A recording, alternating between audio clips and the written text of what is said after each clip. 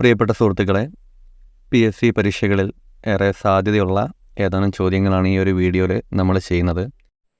കഴിയുന്ന ചോദ്യങ്ങളെല്ലാം നമ്മൾ കണക്ഷൻസ് ആക്കി ചെയ്തിട്ടുണ്ട്.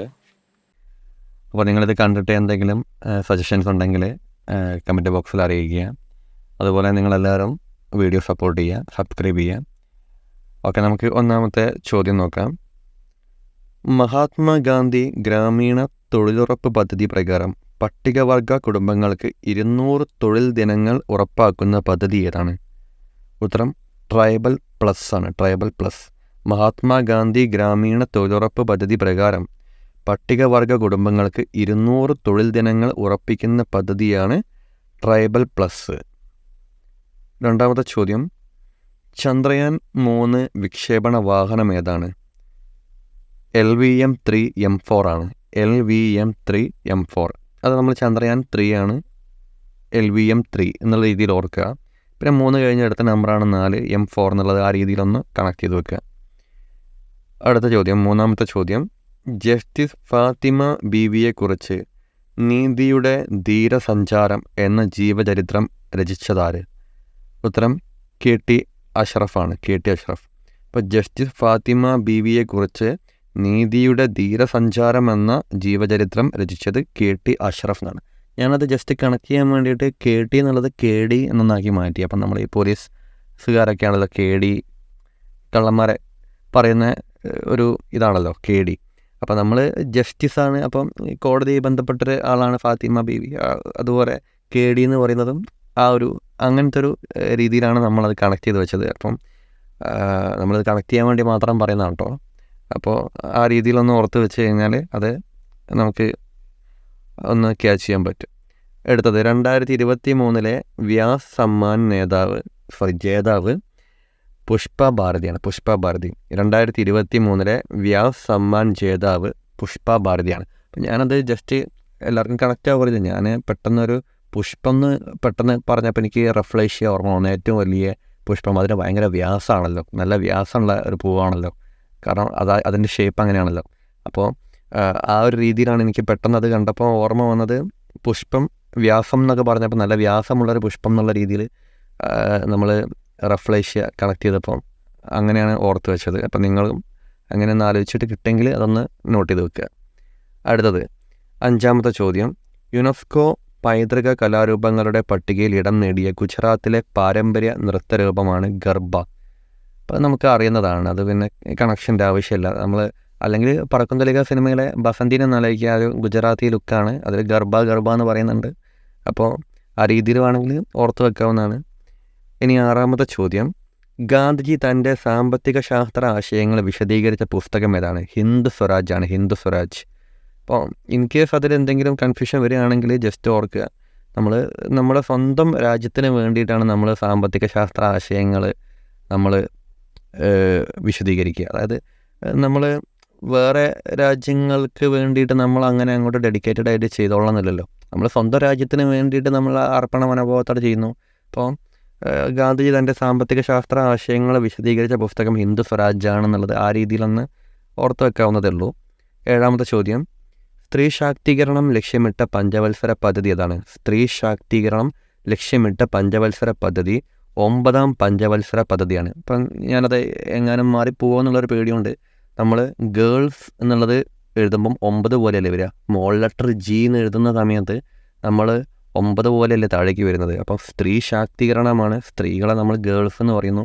അപ്പോൾ ഗേൾസ് എന്നുള്ള G സ്മോൾ ലെറ്റർ എഴുതുമ്പം 9 പോലെ താഴേക്ക് വന്നിട്ട് ഒന്ന് വളയ്ക്കുകയല്ലേ ചെയ്യുന്നത്. അപ്പം ആ രീതിയിൽ ഓർത്ത് വെച്ച് കഴിഞ്ഞാൽ അവിടെ അത് കിട്ടും. അടുത്തത് 8ാമത്തെ ചോദ്യം. കുടിയേറ്റ കർഷകരെ പറ്റി പ്രതിപാദിക്കുന്ന SK പൊറ്റക്കാടിൻ്റെ നോവൽ ഏതാണ്?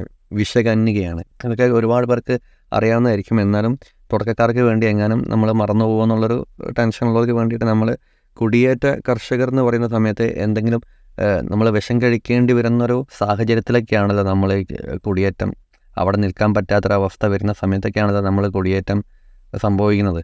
അപ്പോൾ കുടിയേറ്റ കർഷകരെ പറ്റി പ്രതിപാദിക്കുന്ന SK പൊറ്റക്കാടിൻ്റെ നോവൽ വിഷകന്യക. ഇനി SK പൊറ്റക്കാട് ആണെന്നുള്ളത് ഓർക്കണമെങ്കിൽ നമ്മൾ ഈ ഇപ്പോൾ ഒരു പാമ്പിൻ്റെ വിഷം തീണ്ടുന്നതൊക്കെ ഏതെങ്കിലും കാട്ടിൽ വെച്ചൊക്കെ ആയിരിക്കുമല്ലോ. നമ്മളിപ്പം വെളിച്ചമില്ലാത്ത ഒരു കാട് പിടിച്ച വഴി കൂടെയൊക്കെ പോകുമ്പോൾ അവിടെ നിന്നൊക്കെയാണല്ലോ കാലിൽ ഒരു വിഷം പാമ്പ് കടിക്കാനും വിഷം തീണ്ടാനും ഒക്കെ ഉള്ളൊരു സാധ്യത ഉള്ളത്.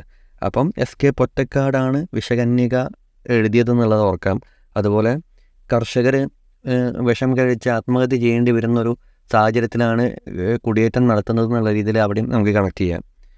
അടുത്ത ക്വസ്റ്റ്യൻ, അബോഹർ വന്യജീവി സങ്കേതം സ്ഥിതി ചെയ്യുന്ന ഇന്ത്യൻ സംസ്ഥാനം ഏതാണ്? പഞ്ചാബാണ്. പഞ്ചാബ്. അബോഹർ വന്യജീവി സങ്കേതം സ്ഥിതി ചെയ്യുന്ന ഇന്ത്യൻ സംസ്ഥാനം പഞ്ചാബാണ്. ഞാനത് ജസ്റ്റ് അബോഹറിലൊരു ബാ കിടപ്പുന്നുണ്ട്, അതുപോലെ പഞ്ചാബിലെ ഒരു ബാ ഉണ്ട്. അപ്പം നമ്മൾ ബാ വരുന്ന സംസ്ഥാനങ്ങൾ പൊതുവെ കുറവാണ്. അപ്പം നമുക്ക് അബോഹർ പഞ്ചാബ് എന്നുള്ള രീതിയിൽ അവിടെ നിന്ന് ജസ്റ്റ് ഓർത്ത് വെക്കാവുന്നേ ഉള്ളൂ. ഇനി റോവേഴ്സ് കപ്പ് ഏത് കായിക ഇനവുമായി ബന്ധപ്പെട്ടതാണ്?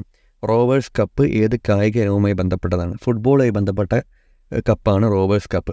അപ്പോൾ അത് ഒരുവിധം എല്ലാവർക്കും അറിയാവുന്നതായിരിക്കും. എന്നാലും നമ്മൾ കായിക മേഖലയിൽ തീരെ പരിചയക്കുറവുള്ള ആളുകൾക്ക് വേണ്ടി മാത്രം ഒരു കണക്ഷൻ പറയാം. അപ്പം നമ്മൾ റോവേഴ്സ് എന്നുള്ള റിവേഴ്സ് എന്നുള്ള രീതിയിലൊന്നും ആലോചിക്കുക. റിവേഴ്സ് എന്ന് പറഞ്ഞാൽ പിന്നോട്ട് എടുക്കാന്നല്ലേ. നമ്മൾ വണ്ടി റിവേഴ്സ് എടുത്തു എന്നൊക്കെ പറയുമ്പോൾ പിന്നോട്ട് എടുത്തു എന്നാണ് അതിൻ്റെ ഒരു മീനിങ്. അപ്പോൾ നമ്മൾ ഫുട്ബോൾ കളിക്കുന്ന സമയത്ത് നിങ്ങൾ ശ്രദ്ധിച്ചിട്ടുണ്ടോ, ഒരാൾ നമ്മളെ കയ്യിൽ നിന്ന് ബോൾ കൈക്കലാക്കാൻ വരുമ്പോൾ നമ്മൾ മുന്നോട്ടാക്കും, പിന്നെ റിവേഴ്സ് പിടിക്കും, പിന്നെ മുന്നോട്ടാക്കും, റിവേഴ്സ് പിടിക്കും. അയാൾ മുന്നിൽ കൂടെ ബോൾ ക്യാച്ച് ചെയ്യാൻ നോക്കുമ്പോൾ നമ്മൾ റിവേഴ്സിലേക്ക് എടുക്കും. ആ ബോൾ ഇങ്ങനെ ചവിട്ടി പിടിച്ചിട്ട് നമ്മൾ സിനിമകളിലൊക്കെ കാണാം, ഈ ബോൾ കൊണ്ട് ഇങ്ങനെ കളിപ്പിച്ച് ഗോൾ അടിക്കുന്ന സമയത്ത് കാണാം. നമ്മളെ ബോൾ ഒരാൾ തട്ടിപ്പറിക്കാൻ വരുമ്പോൾ നമ്മൾ മുന്നോട്ട് വെച്ച ബോൾ ബാക്കോട്ട് അങ്ങനെ വലിക്കുന്ന ഒരു സിറ്റുവേഷൻ ഉണ്ടാവലുണ്ട്. അപ്പോൾ റിവേഴ്സ് എന്നുള്ള ഇതിലാലോചിച്ചാൽ റോവേഴ്സ് ഫുട്ബോൾ എന്നുള്ള രീതിയിൽ നമുക്ക് ചെറുതായിട്ട് കണക്ട് ചെയ്യാൻ പറ്റും. നമ്മളിത് പറയുന്ന സമയത്ത് അതൊന്ന് മൈൻഡിൽ കാണണം കേട്ടോ. നമ്മളിത് പറയുന്ന സമയത്ത് ജസ്റ്റ് ഒന്ന് ഇമാജിൻ ചെയ്ത് കഴിഞ്ഞാൽ നമുക്ക് ഈസി ആയിട്ട് പിടിക്കാൻ പറ്റും.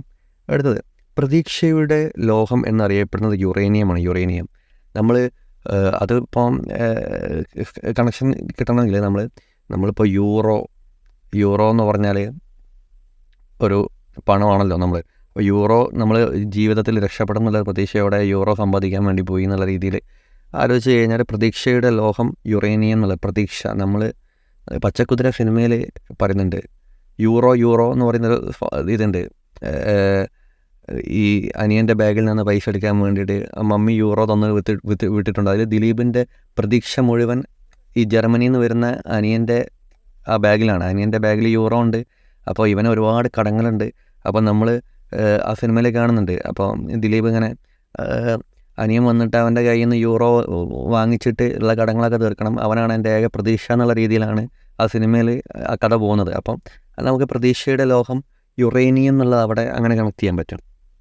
അടുത്തത്, മലബാർ ജില്ലാ കോൺഗ്രസിൻ്റെ പ്രഥമ സമ്മേളനം നടന്നത് പാലക്കാടാണ്. മലബാർ ജില്ലാ കോൺഗ്രസിൻ്റെ പ്രഥമ സമ്മേളനം നടന്നത് പാലക്കാടാണ്. അപ്പോൾ 1916 വർഷം. അപ്പോൾ നമ്മളത് ആലോചിക്കേണ്ടത്, നമ്മൾ ഈ മല കാട് എന്നൊക്കെ പറയുന്നത് അത് കണക്റ്റായി കിടക്കുന്നൊരു സംഗതിയല്ലേ. നമ്മൾ ഈ കാട് ശബരിമലയ്ക്കൊക്കെ പോകുന്നൊരു സിറ്റുവേഷൻ ആയിരിക്കുമ്പോൾ മല കയറാൻ പോകുന്നു, കാട്ടിലൂടെയാണ് വഴി. അപ്പോൾ പാലക്കാട് മലബാർ എന്നുള്ള രീതിയിൽ അങ്ങനെ വേണമെങ്കിൽ ആലോചിക്കാം. എല്ലാവർക്കും അറിയുന്നതായിരിക്കും ഇതൊക്കെ. നമ്മൾ പിന്നെ തീരെ നമുക്ക് എന്തെങ്കിലും ഒരു കൺഫ്യൂഷൻ വരുമോ അങ്ങനെ എന്തെങ്കിലും, കാരണം നമുക്ക് ഓപ്ഷൻ കാണുന്ന സമയത്ത് നമുക്കൊരു കൺഫ്യൂഷൻ ഇതാണോ അതാണോ എന്നുള്ളൊരു അതിന് വേണ്ടിയിട്ടാണ് നമ്മളൊന്ന് ഉറപ്പിച്ച് വെക്കാന്നേ ഉള്ളൂ. ചില ഓപ്ഷൻസ് കാണുമ്പോൾ നമുക്ക് ചിലപ്പം ആകെ കൺഫ്യൂഷൻ ആയി പോകും. അപ്പോൾ അങ്ങനെ ഓർക്കാന്നേ ഉള്ളൂ. അടുത്തത്, ടൂർണിക്കറ്റ് ടെസ്റ്റ് ഏത് രോഗവുമായി ബന്ധപ്പെട്ടതാണ്? ടൂർണിക്കറ്റ് ടെസ്റ്റ് ഏത് രോഗവുമായി ബന്ധപ്പെട്ടതാണ്? ഡെങ്കിപ്പനിയാണ്. ഡെങ്കിപ്പനി. അപ്പം നമ്മൾ ടൂർ പോകുന്ന സമയത്തൊക്കെയാണ് നമുക്ക് ഈ ഡെങ്കിപ്പനിയും കാര്യങ്ങളൊക്കെ പിടിക്കുക എന്നുള്ള ആലോചിച്ചാൽ മതി. നമ്മൾ എവിടെയൊക്കെ നമ്മൾ സ്ഥിരം നിൽക്കുന്ന സ്ഥലത്ത് നിന്ന് വേറൊരു സ്ഥലത്തേക്ക് ടൂർ പോകുമ്പോൾ അവിടെ നിന്നൊക്കെ ആയിരിക്കും ഈ കൊതുകും കാര്യങ്ങളൊക്കെ വന്ന് നമ്മളെ കടിക്കുന്നതും നമുക്ക് ഡെങ്കിപ്പനി വരുന്നതും എന്നുള്ള രീതിയിലാണ് ഈ ടൂറിന് പോകുന്ന സമയത്താണെന്നുള്ളത് ആലോചിച്ച് കഴിഞ്ഞാൽ ടൂർണിക്കറ്റ് ടെസ്റ്റ് ആണ് ഡെങ്കിപ്പനി കണ്ടെത്താൻ വേണ്ടിയിട്ട് ഉപയോഗിക്കുന്നത് അവിടെ കണക്ട് ചെയ്യാൻ പറ്റും. അടുത്തത്, ഏത് സമൂഹ മാധ്യമത്തിൻ്റെ പുതിയ പേരാണ് എക്സ്?